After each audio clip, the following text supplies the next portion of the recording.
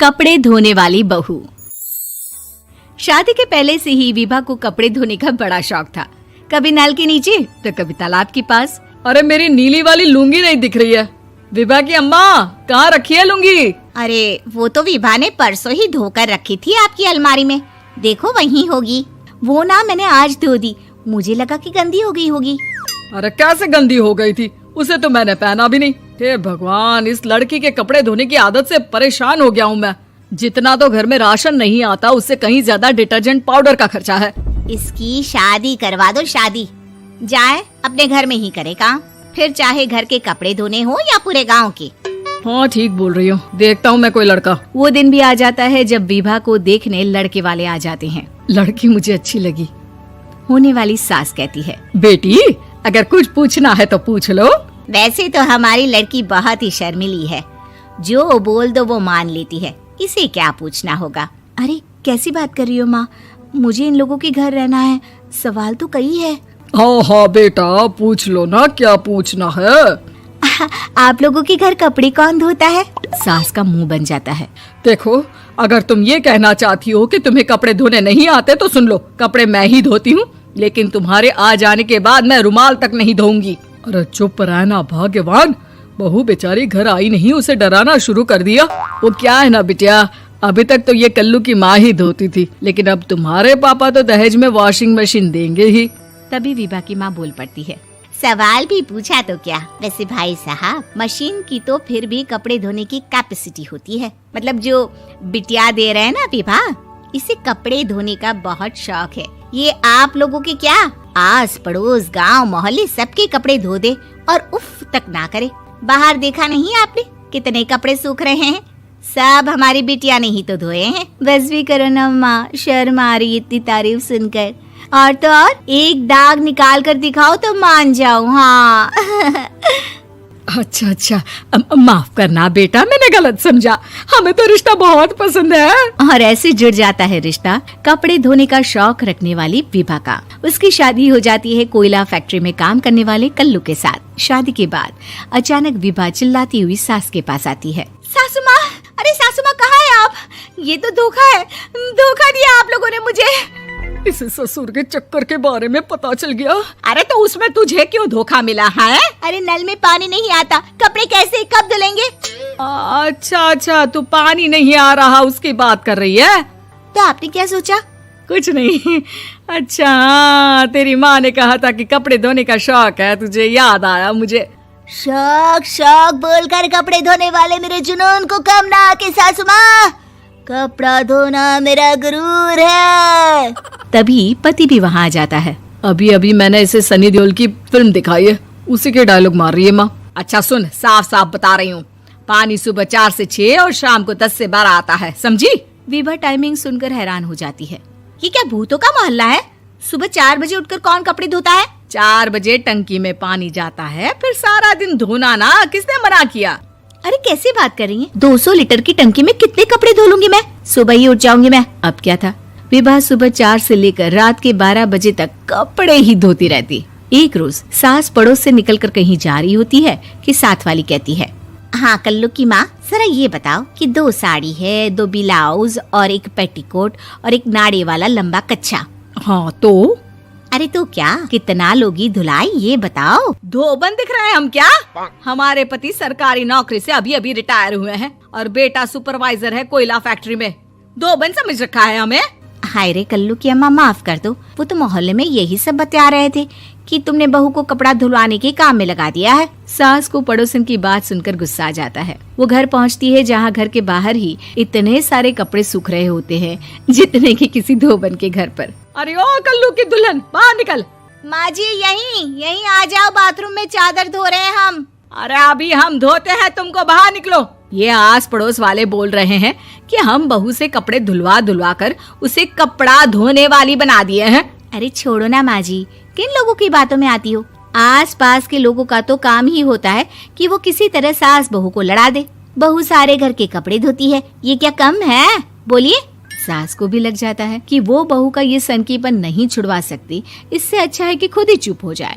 एक रोज सास और बहू मंदिर जाते हैं, जहाँ सास की साड़ी वहाँ खड़ी भीख मांगने वाली से मिलती है। माँ जी क्या बात है, आपकी साड़ी उस भिखारन से कितनी मिल रही है ना? हाँ हाँ देखो तो, दोनों की साड़ी मिल रही है। क्या बात है कल्लू की अम्मा, तुम खुद को तो अफसर की बीवी बताती हो और ऐसी सिंपल सी प्लेन साड़ी पहनकर घूमती हो। सिंपल और प्लेन नहीं है ये साड़ी। तो क्या सोने के धागे से फूल बने हैं? कुछ भी सासू माँ, कुछ भी। हाँ बने थे इस साड़ी में सोने के धागे से फूल। मेरे पति लेकर आए थे मद्रास से स्पेशली मेरे लिए 10,000 की। ताहे भाई साहब इस भिखारन के लिए भी सेम टू सेम साड़ी लेकर आए होंगे 10,000 की। सास उस वक्त तो कुछ नहीं कहती, लेकिन बहू के साथ घर आती है और अलमारी से एल्बम निकाल कर लाती है। ये साड़ी देख रही है, ये वही साड़ी है जिसे मैंने अभी पहना था।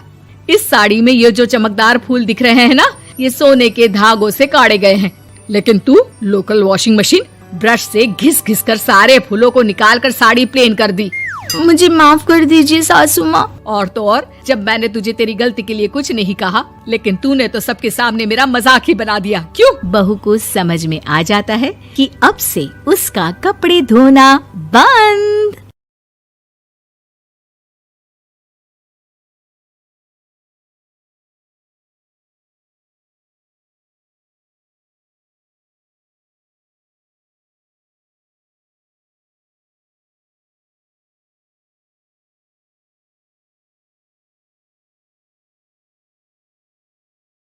कपड़े धोने वाली बहू।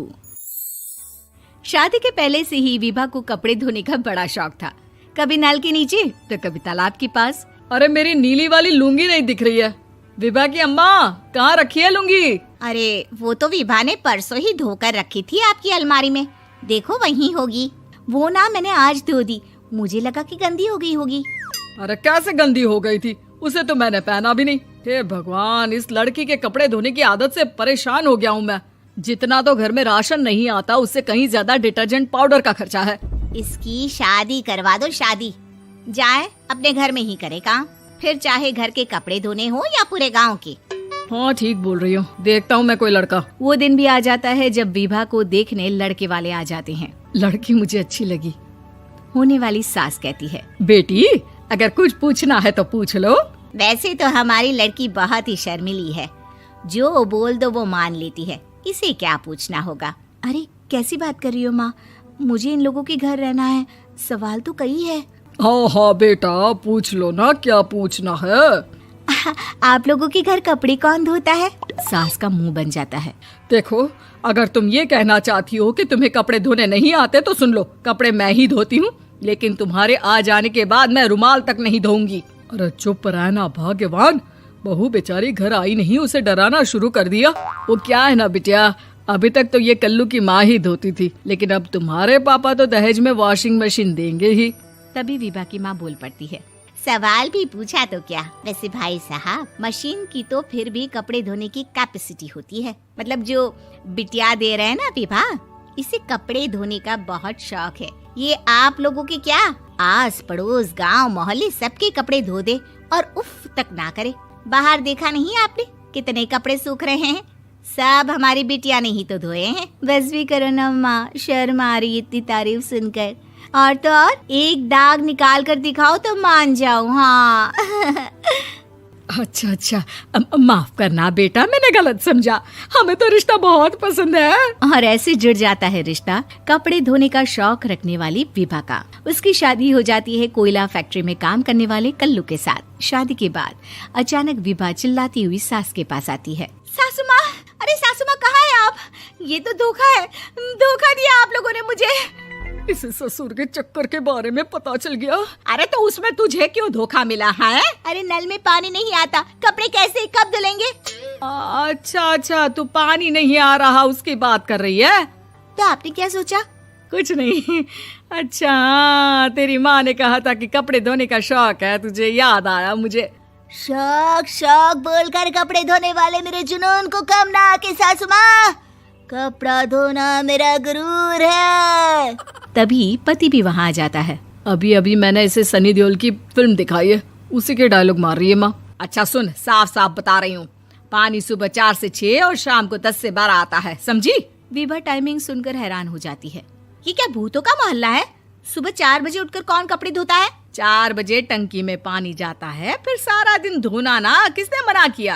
अरे कैसे बात कर रही हैं? 200 लीटर की टंकी में कितने कपड़े धो लूंगी मैं? सुबह ही उठ जाऊंगी मैं। अब क्या था, विभा सुबह 4 से लेकर रात के 12 बजे तक कपड़े ही धोती रहती। एक रोज सास पड़ोस से निकलकर कहीं जा रही होती है कि साथ वाली कहती है, हाँ कल्लू की माँ, जरा ये बताओ कि 2 साड़ी है, 2 ब्लाउज और एक पेटीकोट और एक नाड़े वाला लंबा कच्छा। हाँ तो? अरे तो क्या, कितना लोगी धुलाई ये बताओ। धोबन दिख रहे हैं हम क्या? हमारे पति सरकारी नौकरी से अभी अभी रिटायर हुए हैं और बेटा सुपरवाइजर है कोयला फैक्ट्री में। धोबन समझ रखा है हमें? हाय रे कल्लू की अम्मा, माफ कर दो, वो तो मोहल्ले में यही सब बता रहे थे कि तुमने बहू को कपड़ा धुलवाने के काम में लगा दिया है। सास को पड़ोसन की बात सुनकर गुस्सा आ जाता है। वो घर पहुंचती है जहां घर के बाहर ही इतने सारे कपड़े सूख रहे होते हैं जितने कि किसी धोबन के घर पर। अरे ओ कल्लू की दुल्हन, बाहर निकल। माँ जी यहीं आ जाओ, बाथरूम में चादर धो रहे हैं हम। अरे अभी हम धोते हैं, तुमको बाहर निकलो। ये आस पड़ोस वाले बोल रहे हैं कि हम बहू से कपड़े धुलवा कर उसे कपड़ा धोने वाली बना दिए हैं। अरे छोड़ो ना माँ जी, किन लोगों की बातों में आती हो? आस पास के लोगों का तो काम ही होता है कि वो किसी तरह सास बहू को लड़ा दे। बहू सारे घर के कपड़े धोती है, ये क्या कम है? बोलिए। सास को भी लग जाता है कि वो बहू का ये सनकीपन नहीं छुड़वा सकती, इससे अच्छा है कि खुद ही चुप हो जाए। एक रोज सास और बहू मंदिर जाते हैं, जहाँ सास की साड़ी वहाँ खड़ी भीख मांगने वाली से मिलती है। माँ जी क्या बात है, आपकी साड़ी उस भिखारन से कितनी मिल रही है ना? हाँ देखो तो, दोनों की साड़ी मिल रही है। क्या बात है कल्लू की अम्मा, तुम खुद को तो अफसर की बीवी बताती हो और ऐसी सिंपल सी प्लेन साड़ी पहनकर घूमती हो। सिंपल और प्लेन नहीं है ये साड़ी। तो क्या सोने के धागे से फूल बने हैं? कुछ भी सासू माँ, कुछ भी। हाँ बने थे इस साड़ी में सोने के धागे से फूल। मेरे पति लेकर आए थे मद्रास से स्पेशली मेरे लिए 10,000 की। ताहे भाई साहब इस भिखारन के लिए भी सेम टू सेम साड़ी लेकर आए होंगे 10,000 की।